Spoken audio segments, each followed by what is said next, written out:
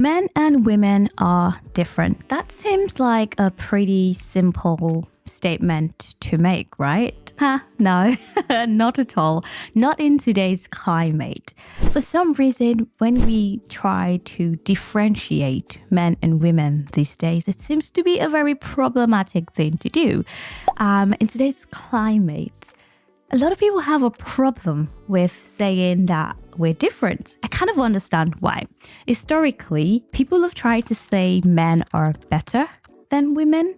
I mean, there was even a study that said men's brains are larger than women's brains. And whether or not that's true, I don't think it matters. But my guess, and rightfully so, my guess is that because for the longest time, people have tried to put men above women. I mean, there is still a gender pay gap. There is that defense, against it.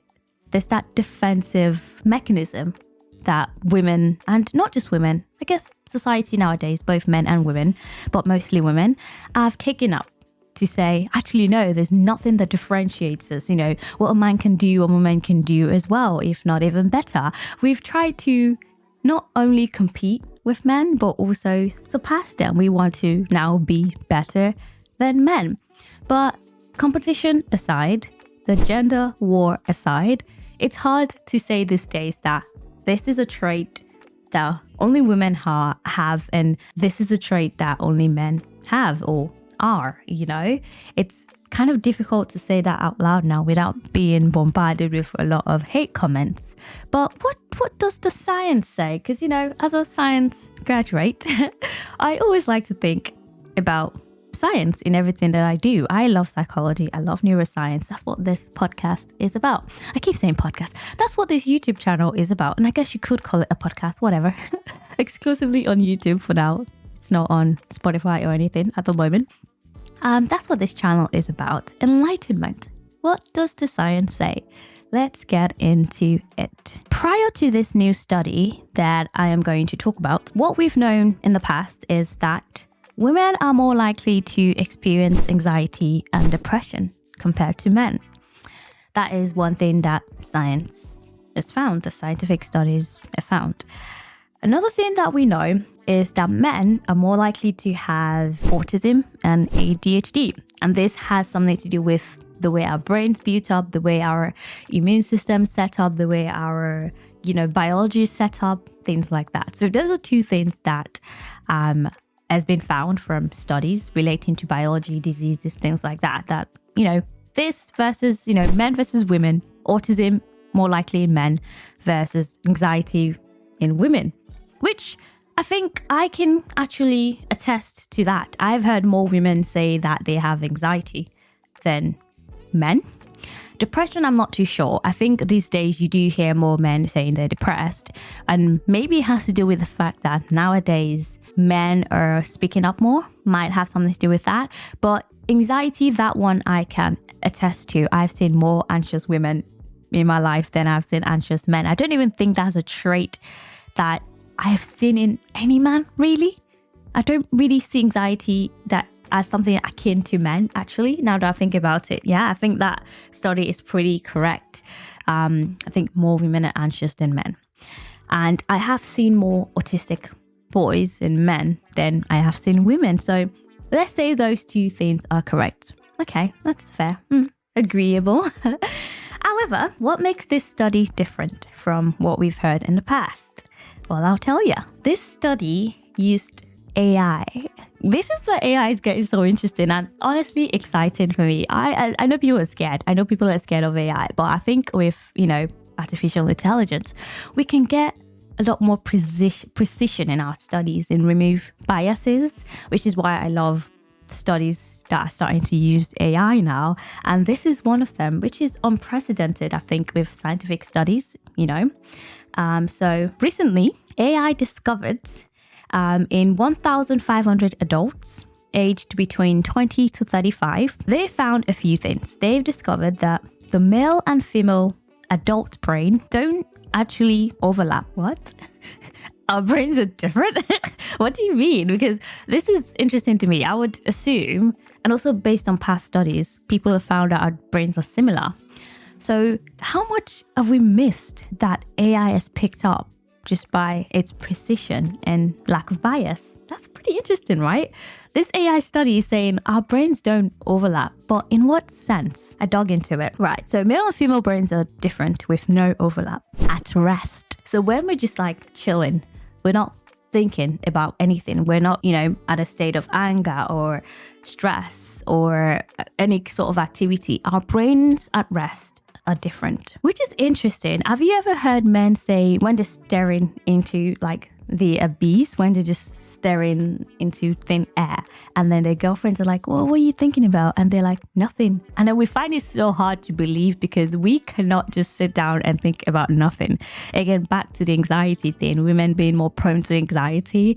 I think women just think a lot more. Like our brains are just naturally more active, I would say, and it makes sense. At rest, men probably don't think about anything. Maybe they are telling the truth that they don't have anything in their head in that moment of them just sitting down and just looking, staring at nothing. They're thinking about nothing. I cannot fathom that as a woman. I'm always thinking about something. So it's really interesting to see that at rest, men and women have different brain waves. They have different brain patterns. Our brains do not look the same at rest at all. Pretty interesting. So that's fact number one. Number two, patterns that are predictive of cognitive functions like intelligence in males are not predictive of cognitive functions like intelligence in females.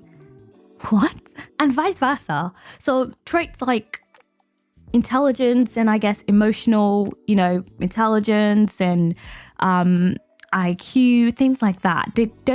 You can't use the same study now to the same brainwave pattern to predict intelligence in men if you were doing women. I think this changes a lot.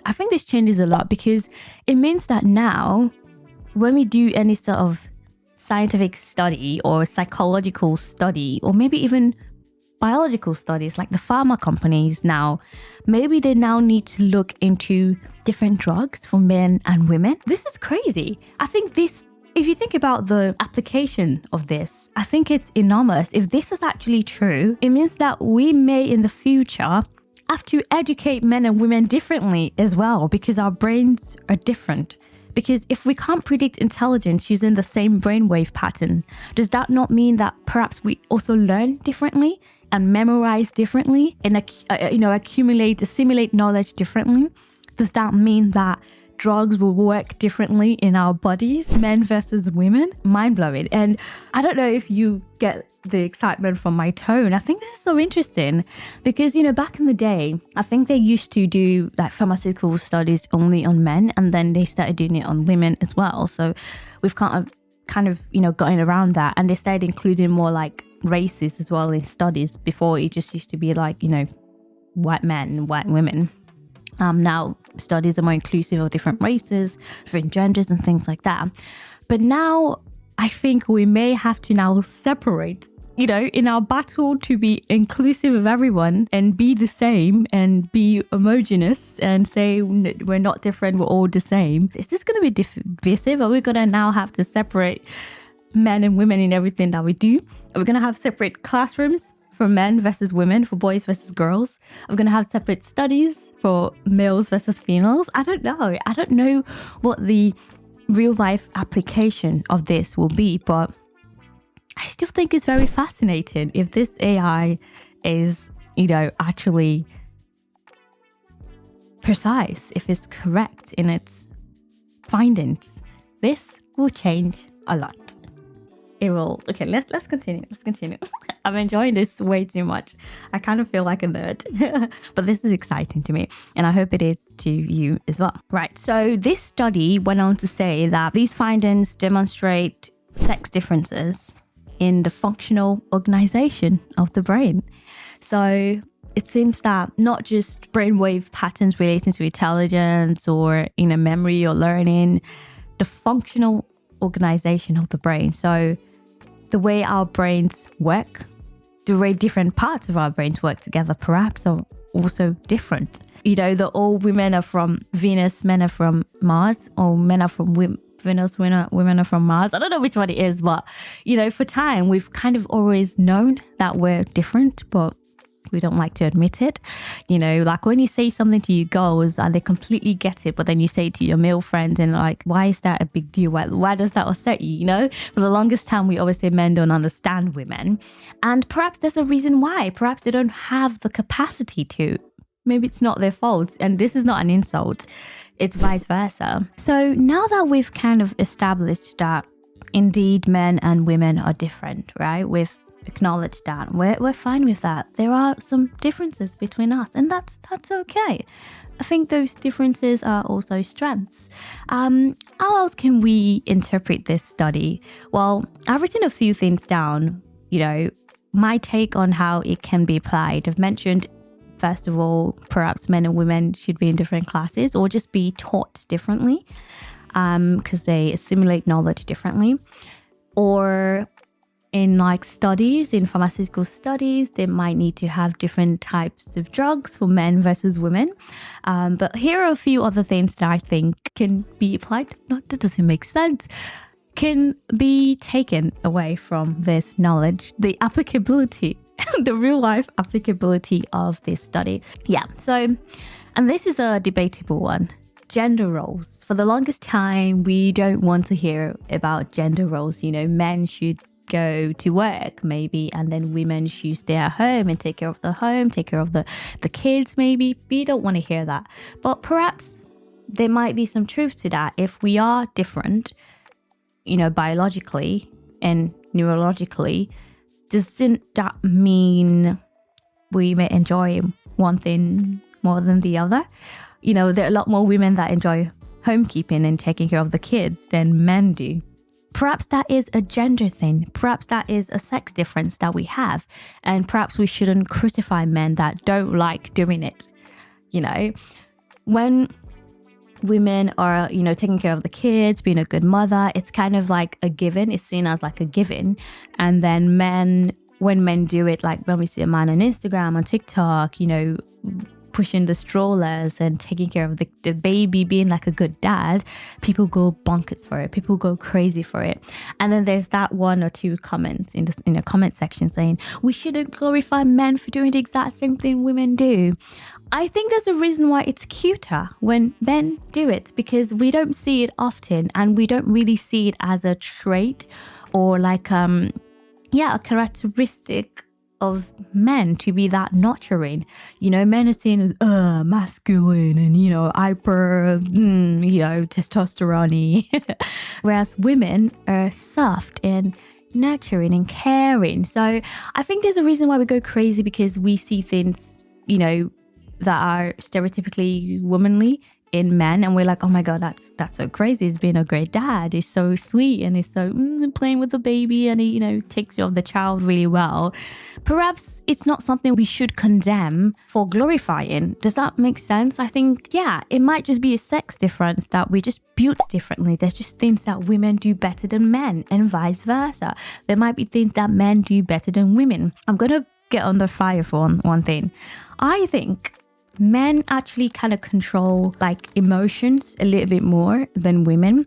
I'm not saying they don't get emotional, because they have, different ways of letting out their emotions. I think men get more angry and women get more emotionally explosive. We will cry more as women, or we will talk more and things like that. Whereas men, emote by getting angry, get physically sometimes punching things or whatever, compared to women. We're both emotional, but I think in terms of controlling our emotions, just from watching this show recently with my sister, I was like, I see a difference. Buying London on Netflix, it's kind of like the Selling Sunset of London. If you haven't seen the show, it's a real estate show where really hot people go around selling houses, basically. Anyway, so just from watching this show, I can see the difference between the way men and women deal with conflict at work. The boss, who is a man in Buying London, will tell the other man, his employee something, reprimand him for a mistake he made, or whatever. And then the man's like, okay, fine, I've gotten it, received. Even if it's criticism, the man's like, okay, fine. And then on the woman's side, she's more emotional about getting negative feedback. She's more emotional about being reprimanded or hearing negative comments about her. You know, she blows up. She doesn't want to hear it. She's talking over her boss. She's being explosive emotionally. And I'm like, okay, maybe men can be a lot more agreeable in that way, where they don't take things too personally compared to women. So there are sex differences that I think we notice but we don't want to acknowledge because we think it makes one sex look worse than the other, but I don't think it does. I think it's just something we should know about each other, and perhaps we can relate more with each other once we, you know, acknowledge our differences. So yeah, that's something I thought about that we could take from this study and apply to real life stuff. Perhaps there are gender roles. Perhaps maybe more women should not work. Maybe they don't enjoy it. I don't really enjoy work, and what I enjoy is just being productive and successful and high achieving. I don't think the work itself is what I enjoy doing. I think I just like being useful, you know. I don't think that is down to my gender. I think that's down more to my personality. I'm seeing more and more women now on the internet saying, who the hell fought for our right to work? And I know it's a joke, but there is some kind of truth to it where, you know, depending on like, you know, your time of the month, depending on where you are in your cycle, women feel differently. Our emotions can dictate our moods a lot of the time because we have, unlike men, a lot of mood swings throughout the month and even throughout the day, whereas men, I think they have more of a stable, you know, emotional sort of pattern than women. So yeah, perhaps more men should be going after all the jobs and bringing in the money and let us chill at home and take care of the house. I don't think I mind that. I think as a younger person, I used to be pro work. And then the older I got, I'm like, I don't actually think this suits us as women to just be so hardworking. I think, yeah, maybe we can work while we're young. And then once we start having kids, take a bit of a, you know, time off and a step back and relax a little bit and take care of the kids, which is already hard work. It's like we're going to be working hard and taking care of the kids. That seems like a lot, you know. So ideally, I want a man that will see that and be like, actually, if you don't want to work after having kids for a few years, you don't have to. I would love that from a man to say that. So yeah, something that we should think about as women. We don't always have to fight or compete with men. We're different. We should just, you know, do all in just being different in that. Yeah. That's all I have to say about that. Another interesting thing I thought about is, should boys and girls be parented differently as well? Just similarly to, you know, being taught in school differently, should we parent girls and boys differently as well? You know, the girls respond to something differently compared to men, compared to boys. I know it's different to raise boys and girls. I'm not a parent, but I can see how one, you know, approach would not work for another. You know, again, girls perhaps will respond more to being spoken to in a softer voice and spoken to in a softer, you know, approached softly, compared to men. Maybe we need more firm approach to men because they're less likely to be affected by like a softer approach. You know, men kind of dismiss, not all, I don't want to, you know, generalize, but again, down to the sex differences. I know for a fact my brother gets less affected by someone like saying, you know, like negative comments to him. He's like, oh, okay, you know, I'm sorry. Like, you know, whereas if I say something to my sister that she doesn't like, oh my God, it blows up, you know, blows out of proportion. So again, perhaps we can be parented differently once we realize that our brain patterns are different. That's something we could consider doing as parents, you know, when we reach that stage. Or if you're already a parent, that's something that you could, you know, do some research into. And also leading off of that, are there roles that perhaps men actually do differently than women and do better than women, and vice versa? You know, when we study men and women's brains in more detail, perhaps we can pick on certain jobs that women excel better at, and then that can inform our decisions going forward. Like, what kind of jobs do we go into? Because already we see some jobs where there are disproportionately more men than women, like construction kitchen work and things like caregiving, being nurses, we see disproportionately more women than men. So yeah, we already see that, gender differences in our sort of career. But if we do more research into it, perhaps we know why women go for certain jobs, and perhaps we can encourage those, distinctions as well in job roles, and see what we can excel better at, and not trying to force it, try to force women in engineering, when really I don't want to be drilling holes into anything, please. I think that's a man's job. Wink, wink. sorry. I think I got ahead of myself there. Anyway, as you've already guessed it, I am going to touch on something before I end this podcast. I kept talking about men and women, and not really touching on people that don't identify as, one or the other. How about the people that don't, see themselves as either? They think they're a merge or just, gender neutral. The people that don't want to be labeled as one or the other. What about those people? I don't know. So if we then decide to go into more details about gender differences and study it more, will the results kind of, what's the right word for this? Will they demean and dismiss the debate about gender being fluid? If we're saying women have specific traits, or males have specific traits females don't, and females have specific traits males don't, and none of our brain activities overlap, then we're saying that yes, biologically males are different from females, and that would dismiss those in the middle who don't identify as either.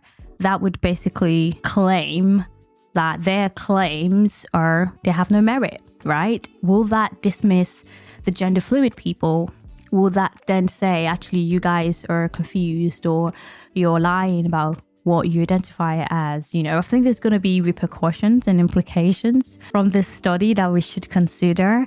And interestingly, it might help. So it might help their debate as well. Maybe they will find out that there are indeed people that sit right in the middle, and people can be more caring and more considerate of those people who don't identify as one or the other, or even transgenders. Perhaps they should do some studies on transgenders and actually kind of demystify why someone will feel like they're in the wrong body, and actually go, they have more, as a biological male that has switched to a female, actually this biological male has more male brain waves patterns that would mean they should be female. Does that make sense? So it could actually promote more understanding and, kind of more compassion towards those people and less hate towards them. So yeah, that's where I'm going to end it today. I hope you guys enjoyed this episode. I hope you guys enjoyed this video. And if you did, let me know down in the comment section. Tell me what else you want me to make a video about. I hope you enjoyed this video. I really did. I think this is a very interesting study. And let me know down in the comment section. My name is Anjy, and I'll see you again next week. Bye-bye.